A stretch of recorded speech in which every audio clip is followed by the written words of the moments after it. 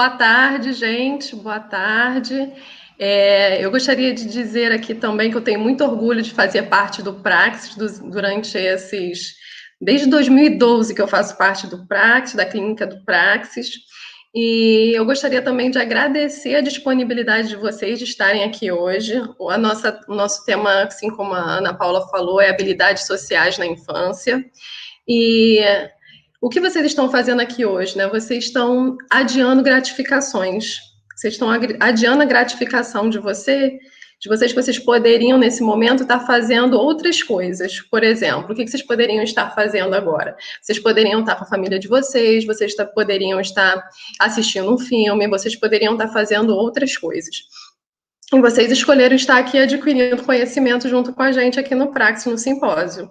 Então, vocês estão investindo a longo prazo, vocês estão pensando no futuro. É claro que vocês também podem sentir prazer em estudar, mas vocês escolheram, né? Vocês tomaram decisões. E isso tudo diz respeito a habilidades sociais. Porque a gente conseguir deixar para depois... o que nos dá mais prazer, isso tem a ver com a gente controlar, né, gerenciar as nossas emoções e os nossos sentimentos. A gente ter autocontrole e controlar a nossa impulsividade.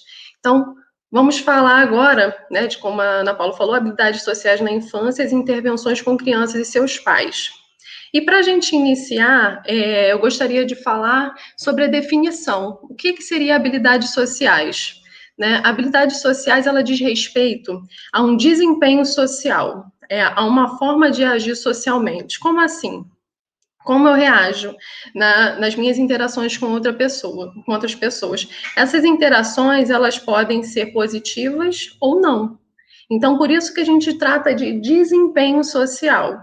É um desempenho. Então, para a gente perceber se tem uma competência social estabelecida, essa relação ela precisa ser positiva para ambos, para quem está nessa relação. Porque se for positiva só para mim, isso pode ser prejudicial para uma outra pessoa. Então, e outros aspectos que estão envolvidos nas habilidades sociais são os pensamentos, os sentimentos e as ações que eu tomo em função de objetivos pessoais que eu gostaria de ter, né? E essas ações, elas precisam ter uma interação com as demandas do ambiente e as demandas culturais e com as normas sociais vigentes numa determinada época. Então, é uma habilidade, é uma competência, é uma função cognitiva complexa. Ela envolve esquemas e crenças individuais, interpretações que se tem sobre o mundo, sobre si mesmo, sobre as pessoas, porque essa interpretação que eu tenho sobre as situações, ela influencia como eu vou reagir diante das outras pessoas. Então, tudo isso está envolvido. E outro aspecto fundamental que a gente precisa tomar consciência quando a gente vai trabalhar habilidades sociais são os estágios de desenvolvimento da criança. Qual o estágio de desenvolvimento que ela se encontra? Qual a etapa? Porque eu não posso cobrar de uma criança de menos de 3 anos que ela compreenda a perspectiva de uma outra pessoa diante de determinado conflito. Né? Se eu pedir para uma criança de 2, 3 anos que ela pegue a pazinha que ela está brincando, que ela dê para outra criança e ela ficar sem saber, né, que é esse compartilhar, ela vai ter dificuldade de compreender isso.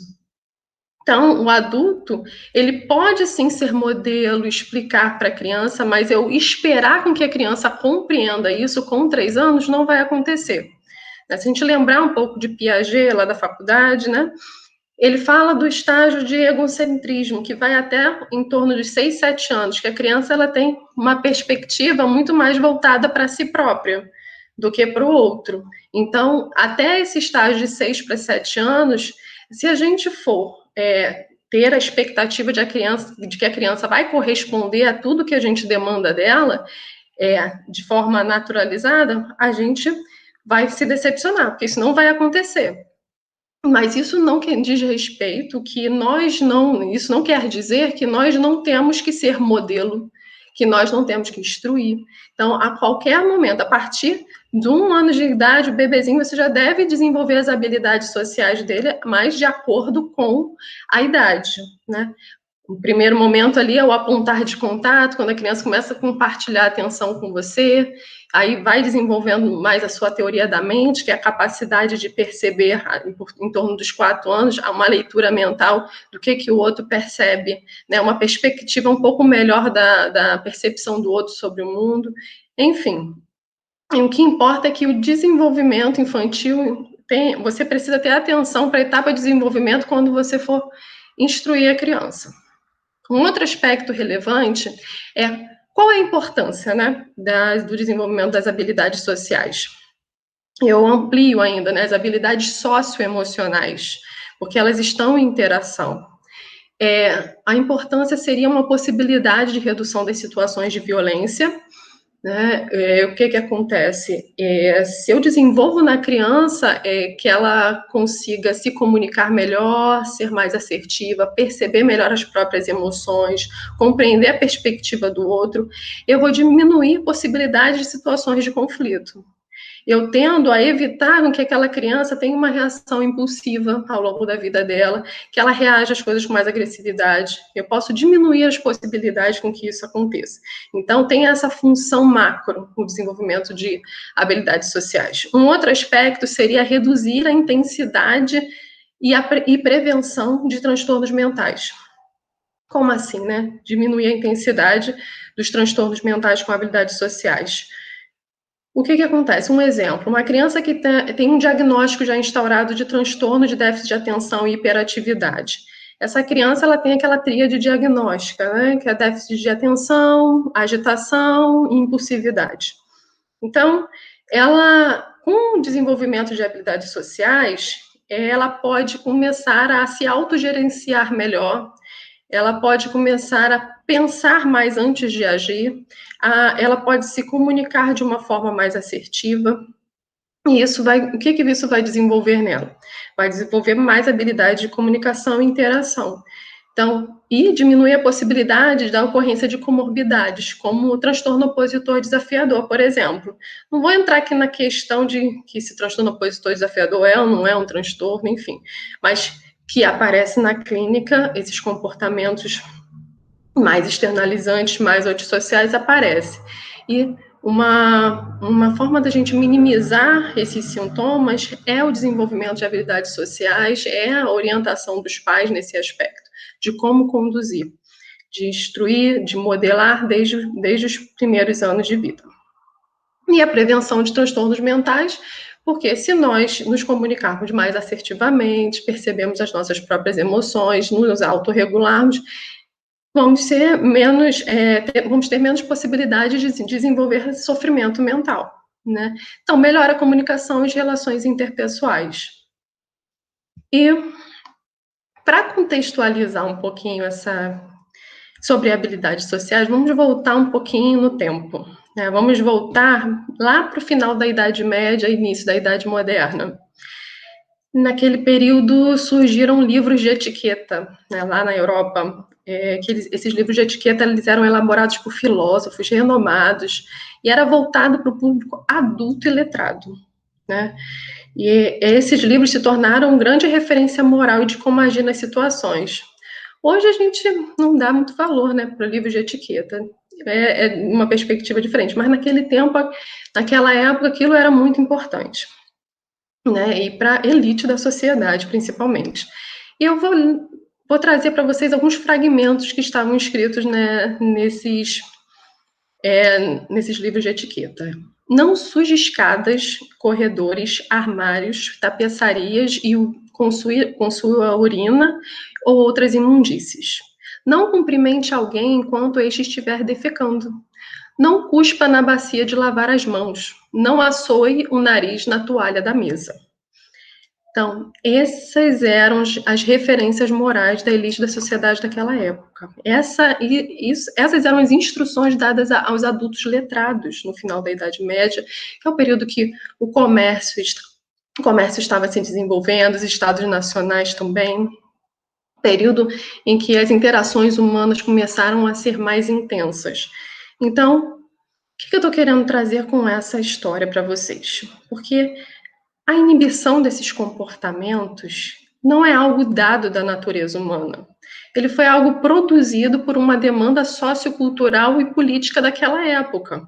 Então, quem quiser saber mais um pouco sobre esse tema, tem o psicólogo Steven Pinker, que é um psicólogo cognitivo de Harvard, que destrincha isso num dos livros dele. E essa descrição, né, de não assoe o nariz na toalha da mesa, são coisas que a gente exige hoje de quem? De crianças com menos de 3 anos de idade. São instruções que a gente dá para crianças com menos de 3 anos de idade. E isso era demandado de adultos. Qual é a diferença daqueles adultos de lá para os adultos de cá? O cérebro é o mesmo. Sendo que naquela época, as demandas daquele período, as demandas do ambiente, as demandas culturais, fizeram com que ocorressem plasticidade cerebral, mudança no tom das habilidades de cognição social, mudanças nas características de impulsividade, de autocontrole, de empatia, de comunicação, né? Então, as mudanças no ambiente provocam mudanças nos comportamentos humanos, no comportamento de uma sociedade, no comportamento do indivíduo. Então, o ambiente ele é fundamental para moldar as habilidades sociais. E falando mais no que diz respeito ao indivíduo, né, da criança, quando a criança nasce, ela nasce com temperamentos inatos. Ela traz o próprio temperamento dela. E se a gente for numa escola de educação infantil, onde tem os bebezinhos pequenininhos, ou quem tem muitos filhos, ou tem vários sobrinhos, pode perceber essa distinção dos bebezinhos. Tem uns que são mais instáveis, outros são mais não reativos, uns mais ansiosos, outros mais calmos, uns mais passivos, outros mais agressivos. Então, o que isso quer dizer? Quer dizer que isso determina? Não, não quer dizer que isso determina como essa criança vai se portar, qual vai ser o estilo dela de interação.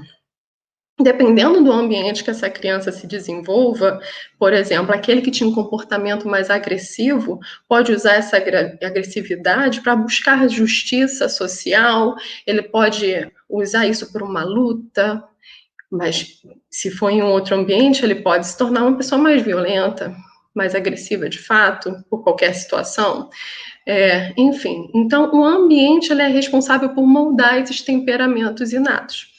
Uma outra questão importante e traz um aspecto inclusivo da diversidade, neurodiversidade, também, é a capacidade sensorial. As crianças que têm deficiência sensorial, crianças que não têm deficiência auditiva, deficiência visual, elas têm um prejuízo nas suas interações iniciais na percepção dos signos sociais no ambiente. Então, isso pode afetar o desenvolvimento delas na interação com o outro. Então, é muito importante ter programas de desenvolvimento de habilidades sociais específicos para essa população. E também as crianças com alteração no neurodesenvolvimento, como os autistas também. Eles precisam, os autistas principalmente, que possuem uma dificuldade no seu desenvolvimento da cognição social, eles têm dificuldade de perceber a perspectiva da outra pessoa diante das situações, né? Então, é importante ter essa noção dessas diferenças. E para a gente entrar mais nas questões emocionais e comportamentais que impactam nas habilidades sociais das crianças, a gente tem os comportamentos e as emoções mais externalizantes. Externalizantes são aqueles comportamentos mais antissociais, agressivos, opositores, a hiperatividade, a agitação, impulsividade e o déficit de atenção. Esses comportamentos, geralmente, são aqueles que chegam logo para o psicólogo, né? Buscam logo algum atendimento para essa criança, porque ela gera um desconforto no ambiente. Então, eles demonstram logo de cara uma das deficiências em competências sociais, que é o baixo autocontrole, falta de empatia, uma percepção distorcida no ambiente. Às vezes a criança que foi agressiva, ela tem aquele senso de que ela foi injustiçada, mas forte interpreta as situações como uma certa injustiça. Ou então também tem uma percepção distorcida das normas sociais, né? Não aceita muito as regras, considera sempre transgredi-las. E os outros comportamentos que podem aparecer, além dos externalizantes, são os internalizantes. Esses comportamentos internalizantes, eles geralmente têm sido deixados de lado, ele não é dada atenção devida para as crianças que apresentam os comportamentos internalizantes, né? E eles já podem vir mesclados também, os externalizantes com os internalizantes. O que são os comportamentos internalizantes? São aqueles comportamentos que estão associados aos transtornos de ansiedade. Aquela criança mais quietinha, preocupada com seus afazeres, preocupada com as suas questões de saúde dos outros, preocupada com as críticas excessivas, que tem crítica excessiva sobre si mesma, que é mais irritadiça e tensa com ela mesma, que apresenta questões somáticas, fobias sociais, que apresenta depressão, né? Que é aquela perda de interesse de estar com os outros coleguinhas, de fazer as coisas que ela gostava de fazer antes, autorrecriminação. E esses internalizantes, eles implicam em isolamento social, implicam num autoconceito da criança mais prejudicado. Essa criança ela tem uma percepção sobre si mesma de que é inferior. Então, isso acaba prejudicando a interação dela e as habilidades sociais dela. Então, tanto nos comportamentos externalizantes e internalizantes, isso tem um prejuízo. Então, é importante identificar essas questões. Então, como a gente pode, enquanto ambiente, como família, como profissionais de saúde mental, podemos instruir essas famílias para elas lidarem, para prevenir esses comportamentos? E aí eu trago, né, o Jeffrey Young, da terapia do esquema, que ele traz um conceito de necessidades emocionais básicas, que são necessidades emocionais que toda criança tem, que precisa ser suprida, para ela ter um desenvolvimento emocional saudável, para ela desenvolver uma habilidade social no enfrentamento das interações dela no dia a dia. Então, quais são essas necessidades emocionais básicas?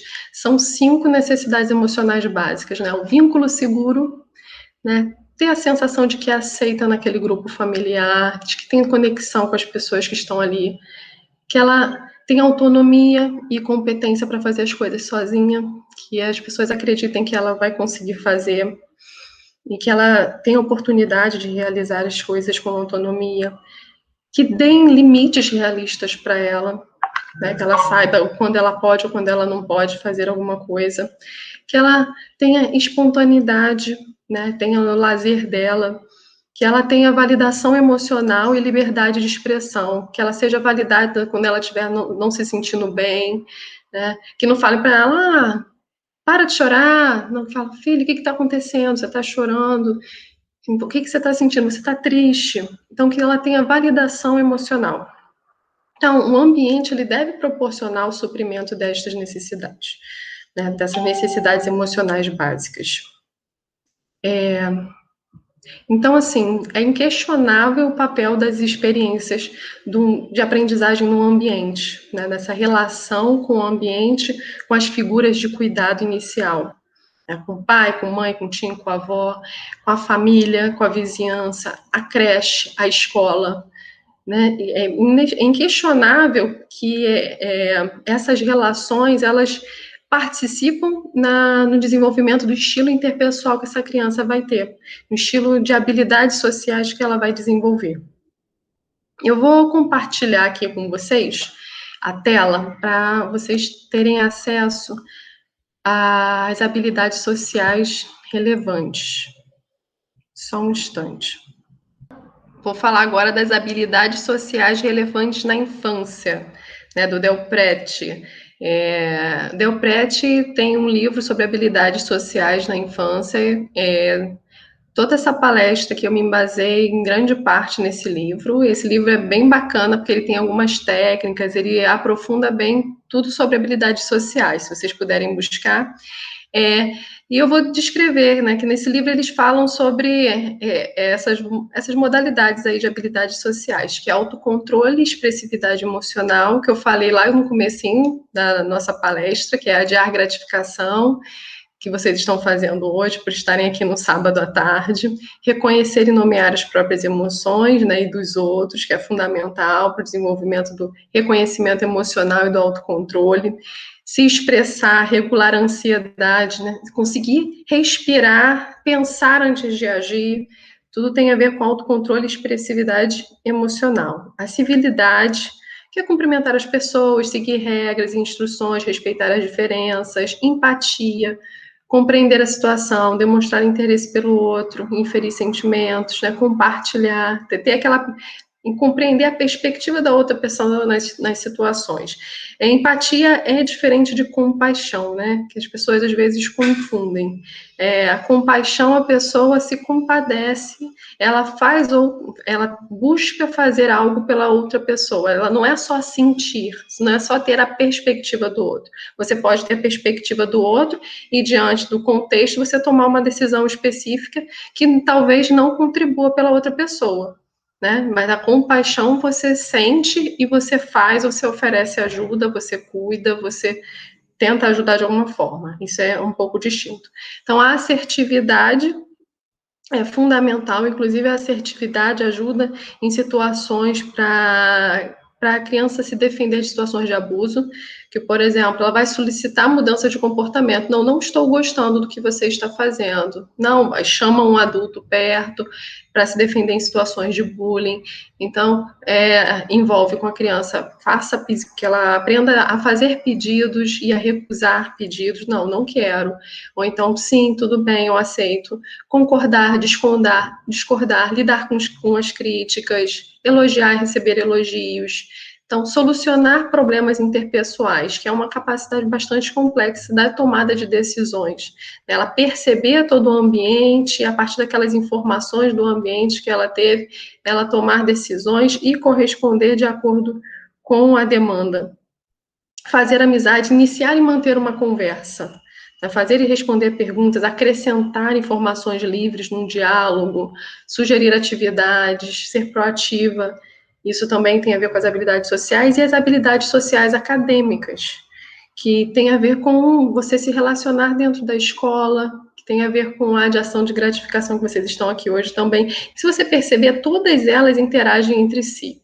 Essa divisão ela é didática para ampliar a compreensão, mas todas elas interagem entre si. Então, para falar mais sobre as intervenções em habilidades sociais, é importante identificar as dificuldades específicas do repertório social da criança e quais são os fatores relacionados a ela. A gente fala de uma dificuldade na aquisição, por exemplo, uma criança que não se comunica, que não fala o que ela quer, que não se coloca, que não diz quando não está gostando, aquilo não acontece. Então, é uma dificuldade na aquisição daquela habilidade. Então, a criança não tem o conhecimento sobre aquilo, ou então ela tem dificuldade de desenvolver aquela habilidade, adquirir.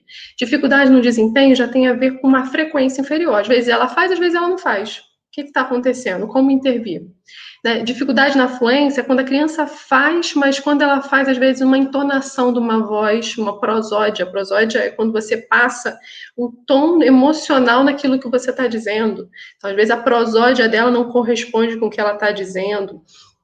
Uma dificuldade nessa fluência desse comportamento, né, que pode ser na comunicação, no comportamento, enfim. Então, tem esses aspectos que precisam ser observados. Então, eu vou trazer agora para vocês conseguirem identificar para intervir nos fatores pessoais e ambientais que estão envolvidos no desenvolvimento das habilidades da criança. O primeiro fator são 7. O primeiro fator é a falta de conhecimento. Porque, às vezes, a criança ela não realiza aquela habilidade social porque ela desconhece, porque ela não sabe, ela não foi ensinada, não teve modelo, ela não observou esse tipo de comportamento.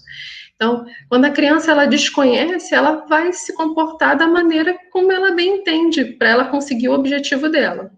Então, às vezes, a criança ela desconhece outros objetivos relevantes de uma interação, por exemplo. Ela não percebe um sentido de diversão, de camaradagem, um jogo, e acaba se focando só no objetivo de vencer. Isso pode acontecer por um contexto familiar, onde as pessoas são mais focadas em vencer mesmo e não percebem a parte interessante do processo, das interações sociais. Então, é importante instruir os pais para demonstrar essa outra perspectiva. Então, desconhecer estratégias apropriadas para alcançar objetivos em uma interação. O que isso quer dizer? Quando ela toma a força de um objeto durante uma brincadeira de uma outra criança, pega a bola, pega uma boneca, sem pedir. Às vezes aquela criança faz daquela forma porque ela desconhece outras formas de agir, porque quando ela está no ambiente familiar dela, tomam isso dela, tomam as coisas da mão dela de forma abrupta, e aí ela precisa ser ensinada, a família precisa ser instruída que isso precisa ser ensinado para ela, que existem outras formas de agir. Eu lembro aqui de uma situação em que uma conhecida veio me perguntar o que ela deveria fazer quando os bebês dela, entre 1 ano e 2 anos, 2 gêmeas, uma ficava mordendo a outra, e uma mordia muito mais. Aí eu fui conversando com ela, isso é uma forma de comunicação, a gente precisa entender por que elas estão mordendo, e mais importante, é você explicar para elas que elas não precisam morder para se comunicar. Então, você precisa mostrar para ela que ela pode apontar, que você precisa mostrar para ela que ela pode chegar perto, encostar na irmãzinha se ela quer alguma coisa, já que elas ainda não falam. E não teve outra, né? A partir do momento que ela começou a modelar e mostrar com a mãozinha, que a irmãzinha podia pedir com a mãozinha o objeto que estava com a outra, elas melhoraram e foi extinto o comportamento de mordida. Então, olha a idade dessas crianças, muito pequenas. E a gente pode fazer isso com crianças mais velhas também, servir de modelo e instruir e demonstrar, e a criança vai aprender por observação também no ambiente. Então, por isso que é fundamental a intervenção com familiares. Então, desconhecer a possibilidade de ajuste de comportamento diante de mudança de contexto. Coleguinha chegou, coleguinha está muito triste. E a criança fica brincando como se não percebesse aquela mudança no humor do coleguinha. Então, ao invés de disciplinar a criança e dizer, para de fazer isso, não tá vendo como é que ele tá? Você pode dizer, olha, percebe o que seu amiguinho está sentindo, faça perguntas, instigue aquela criança para ela desenvolver esse pensamento, essa habilidade de se colocar no lugar do outro. E o segundo fator, né, pessoal e ambiental, que estão envolvidos no desenvolvimento das habilidades sociais, restrição de oportunidades e modelos. Esse fator, ele é fundamental nesse momento que a gente está vivendo de pandemia e de quarentena, onde as crianças estão restritas dos seus ambientes escolares, que as crianças não estão participando das atividades que elas costumavam participar, elas estão restritas de contato. Se não estão, deveriam estar. Essa é uma outra questão. Então, as crianças, elas estão se desenvolvendo. Só que para uma criança, ela tem uma noção de temporalidade, quase 1 ano para uma criança, 6 meses para uma criança, é totalmente diferente do que para um adulto. Se para a gente é difícil, para a criança é privador. Ela perde oportunidade de aprendizagens por experiência, por observação, por interação.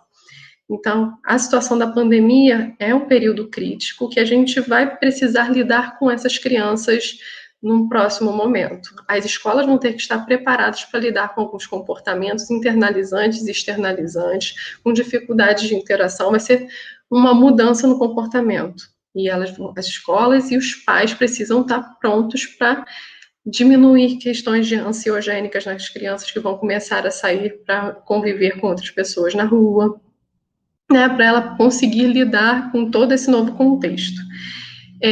E tirando essa questão da pandemia, mesmo sem pandemia, crianças eram restritas de oportunidades e de modelos, mas em quais situações? Crianças que ficam internadas, que têm sucessivos problemas de saúde, e aí acabavam tendo essas restrições de oportunidades. Ambientes familiares já restritos, que tem uma cultura mais fechada, que não participam de eventos na comunidade e com outros parentes e acabam restringindo a criança de ter essas experiências. E, além disso, tem os modelos, né? O contexto familiar carente de modelos adequados. Imagina a criança restrita e restrita a um modelo familiar mais descontrolado, sem empatia, com dificuldade de comunicação. Essa criança vai ter um desenvolvimento das suas habilidades socioemocionais comprometidas. Então, e um terceiro fator são as falhas de reforçamento. Quem é terapeuta cognitivo-comportamental sabe muito bem o que é reforçamento, quem não é vai entender que é O reforçamento é reforçar, é aumentar a frequência de um comportamento. Então, para aumentar a frequência de comportamento, é importante a gente estar atento. A gente pode aumentar a frequência de um comportamento de forma positiva ou de forma negativa. Forma positiva quando a gente acrescenta, dá um elogio, de forma negativa quando a gente retira um estímulo aversor. Como assim? Se eu me queixo muito do meu filho, você não limpa o quarto, você não limpa o quarto, você não limpa o quarto, isso é um estímulo que parece que você está reforçando, mas é um estímulo aversivo. Se você deixa de fazer aquelas reclamações, você está reforçando negativamente. Negativo no sentido de reduzir, de retirar um estímulo que a criança já estava chateada de tantas repetições, de você buscar outras formas de fazer com que a criança participe do cuidado do quarto dela. Então, famílias que têm pouco ou nenhuma reação reforçadora para a criança, isso impacta. Tanto quando aquela criança tem um comportamento inadequado e a família não chama a atenção dela, ou quando a criança tem um comportamento bacana e a família não fala com ela, não observa aquele comportamento, isso tem um impacto. E aí, alguns ambientes, está descrito aí, que ainda que não punitivos, carecem de perceber e reforçar as habilidades sociais da criança, são pouco sensíveis às aquisições e desempenho social da criança. E o pior contexto acontece quando as crianças são punidas quando apresentam suas habilidades sociais. Aí eu trouxe duas imagenzinhas que representam um pouco isso, né? Uma figura parental aí, dizendo que a criança faz um desenho para ela, aí ela responde, que isso? Só desperdiçou tinta, né? E uma outra situação, a criança fala, só errei uma coisa e já me deram 8, e a mãe, tenha cuidado da próxima vez. Então, em nenhum momento foi dado o retorno, nossa, mas 8 é acima da média, você está indo bem. Na outra imagem, nossa, que desenho bonito, que bacana que você fez para mim. Então, são retornos que não estavam acontecendo. Então, é importante o psicólogo intervir com a família para que os pais modifiquem os comportamentos dele, que tenham modificações nas habilidades sociais dele de como se comunicar com a criança. A psicoeducação é muito importante. Então, a ausência de feedback para a criança. A ausência de feedback é uma questão afetiva, é uma questão de observação, de validação daquela criança. Porque quando você observa o comportamento da criança e você dá o retorno para ela, aquilo reforça para ela que ela está fazendo algum comportamento bacana. E quando você também dá uma observação de um comportamento que ela não fez tão bacana e você dá a oportunidade dela mudar, também é importante. Você demonstra que você está se importando. Então, aquela criança, ela consegue se moldar melhor. Ela consegue analisar o próprio comportamento, com você relatando, narrando, contar, falar, narrar. Isso é muito importante para o desenvolvimento emocional e o desenvolvimento social dessa criança. Então, um exemplo aí, uma mãe falando para o filho, eu percebi que você conversou bastante com sua prima, perguntou como está a mãe dela e convidou para vir brincar aqui em casa. Eu vi que ela ficou muito feliz com o jeito que você tratou ela. E aí dá aquele retorno, nossa, muito bacana que você fez. E a criança se sente motivada a dar continuidade a esse comportamento simpático, carismático, comunicativo e empático. Então, essa estratégia também pode ser usada para situações em que a criança não teve um bom desempenho, para orientá-la e incentivá-la de que irá melhorar. Né? Um exemplo que aconteceu comigo em consultório, uma criança que pedia desculpa para a mãe quando fazia algo, na verdade era para o pai, desculpa para o pai, quando fazia algo inadequado, e o pai retornava, para que você pede desculpa? Você sabe que vai fazer de novo, de novo, de novo. Então, assim, invalidava um comportamento social adequado da criança, e quando ela percebia que ela prejudicava alguma situação, ela pedia desculpa na tentativa de se retratar, e ela era invalidada. Então, nessa situação, como deveria ser a reação dos pais? Desculpa, pai, eu me sinto triste. Aí o pai dizer, eu me sinto triste quando você fala dessa forma agressiva com sua irmã. Percebi que ela ficou bastante chateada também. Eu sei que você pode falar calmo da próxima vez, e pode instruir. Você pode respirar antes, ser modelo, mostrar para a criança como se acalmar, sem tentar, à primeira vista, disciplinar ou dizer que a criança teve um comportamento que não foi bacana e invalidar. Um quinto ponto, o quinto fator é o excesso de ansiedade interpessoal. que é esse sentimento de desconforto em situações sociais. É importante a gente chamar a atenção que a ansiedade social é o segundo transtorno mental que mais acontece no mundo depois da depressão.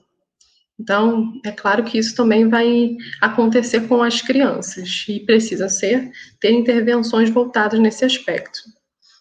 Então, esse excesso de ansiedade, ele pode provocar reações adaptativas e desadaptativas. Isso varia muito da intensidade dos sintomas e do ambiente acolhedor que aquela criança se encontra. As adaptativas levam ao enfrentamento, a criança se adaptar às reações ansiogênicas. E as desadaptativas são uma crise de pânico que provoca evitação de situações sociais. A criança passa a não querer ir para a escola, porque ela passa mal, ela sente na pele tudo aquilo. É importante intervenção psicológica, antes mesmo dos desenvolvimentos das habilidades sociais, porque ela precisa aprender a lidar com todas essas questões de sofrimento psíquico que ela está tendo por conta dessa ansiedade. Então, pode ocorrer decorrente de exigências perfeccionistas dos pais ou da própria criança, né? A gente viu lá que alguns temperamentos, que a criança já nasce com um temperamento inato um pouco mais ansioso, que pode ter uma base genética de outras pessoas da família, ou então de experiências aversivas em outras situações sociais, que essa criança, situações traumáticas, em exposição ao público, na interação com outras pessoas. E em número 6, o fator número 6, é a dificuldade de discriminação e processamento. É essa percepção que a criança pode ter do ambiente, de interpretar esses sinais do ambiente, processar essas informações e reagir, né, de acordo com o contexto. Então, você precisa autorregular o timing de resposta, avaliar se deve ou não deve realizar o comportamento, é algo muito complexo. E aí eu vou dar um exemplo de uma criança com transtorno de déficit de atenção e hiperatividade. Por conta do déficit de atenção, ela talvez não tenha uma percepção do ambiente tão precisa, ela pode, ou então também por ter pensamentos dentro da sua mente muito intensos, podem não perceber muitas questões do outro. Então, essa desatenção, ela impacta a impulsividade também. Então, isso pode acontecer como? Um exemplo disso. Quando insere um assunto fora de contexto na conversa, porque os colegas estão conversando lá sobre futebol, sobre o Flamengo, sobre o Botafogo, e ele fala do astronauta no meio da conversa. Aí os colegas não entendem. Aí, se um familiar perceber isso e falar, você é chato, seus colegas não gostam de você porque você faz isso, fala desse assunto aí que ninguém entende. E aí, como seria uma forma melhor de lidar numa situação como essa? Eu sei que você tem muitas ideias bacanas na sua mente, você é criativo, mas quando conversamos com os colegas, precisamos aguardar terminar o assunto para começar outro depois. Se interromper os colegas, eles podem ficar chateados. E aí, orientar a criança, né? Quando vier uma vontade forte de falar, respire fundo 3 vezes e aguarda para você começar um outro assunto quando aquele assunto terminar. Né? Que é muito diferente de você dizer, você é chato. Né? E isso pode acontecer também em muitas situações de crianças com autismo, ou também crianças com déficit, com dificuldade nesse desenvolvimento, porque não foram modelados, não foram instruídos para desenvolver essas habilidades. Agora, em último lugar, a gente tem esse 7º fator, que são os problemas de comportamento. Os problemas de comportamento, eles são os mais complexos no desenvolvimento de habilidades sociais. Porque a criança que apresenta um problema de comportamento, ela se torna uma criança de difícil acesso. Né? Então, ela precisa de um tratamento, acompanhamento psicológico e de desenvolvimento de habilidades sociais também. E isso pode impactar em toda a vida da criança e, claro, nas habilidades sociais dela. Em geral, os problemas de comportamento ocorrem quando o ambiente premia o comportamento inadequado. E isso pode ter começado lá precocemente. Da minha experiência também, eu posso trazer um exemplo de ter acompanhado 2 irmãs muito pequenas numa situação de churrasco e elas não poderiam comer carne, elas tinham menos de 2 anos na época, não podiam comer carne.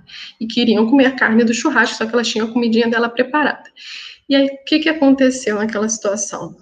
O pai, quando elas começaram, uma delas começou a pedir, o pai não deu, mas ela começou a gritar e deitou no chão. Aí o pai deu a carne para ela parar de ter aquele comportamento. E aí a irmã viu que a uma conseguiu, deitou no chão e gritou e ganhou a carne também. Assim, parece que foi tão sutil, mas foi uma aprendizagem. Uma aprendizagem num momento muito precoce. O que ela entendeu ali? Que quando ela gritar e deitar no chão, ela vai conseguir o que ela quer. Então, modificar esse comportamento depois que ele se tornar um hábito, vai ser mais difícil. Porém, o melhor é que essas situações não aconteçam, que a criança receba o que ela quer para ela se calar, para ela parar de ser um incômodo ali para os pais. Então, são situações difíceis. Aí, trazer alguns exemplos aqui. Crianças que obtêm o que querem quando expressam reações agressivas, perdem oportunidades preciosas de aprender e agir de forma socialmente mais competente. Crianças que são atendidas quando gritam, falam alto ou sem interrupção, desenvolvem dificuldade de realizar a leitura do ambiente, perdem oportunidade rica de ver, dela analisar. Olha, filho, você está falando assim, olha como é que está alta a sua voz. Perdem a oportunidade de se autoavaliar, de se autogerenciar, de aprender. Então, toda situação complicada com filhos são oportunidades de aprendizado fundamentais, importantíssimas. Crianças muito isoladas ou depressivas reduzem as chances de aprender e aperfeiçoar novas habilidades. Então, as crianças mais deprimidas, mais quietinhas, às vezes, dão menos trabalho. Mas se elas continuarem isoladas e depressivas, vão ter prejuízos tremendos no desenvolvimento da habilidade social. Elas precisam ser cuidadas, porque as questões emocionais dela também estão impactando o desenvolvimento dela, da personalidade dela. Então, são outras questões comportamentais, internalizantes, que precisam ser identificadas.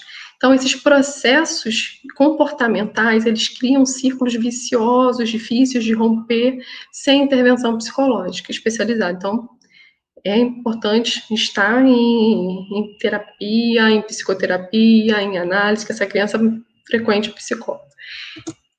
E, para finalizar aqui a apresentação, vou ler um fragmento do livro do Del Prete, que é muito importante, que todos tenham em mente na instrução dos pais, né, na intervenção com os pais, na psicoeducação, que nenhuma criança nasce com tendência para pregar peças ou agir dissimuladamente, ou testar os pais.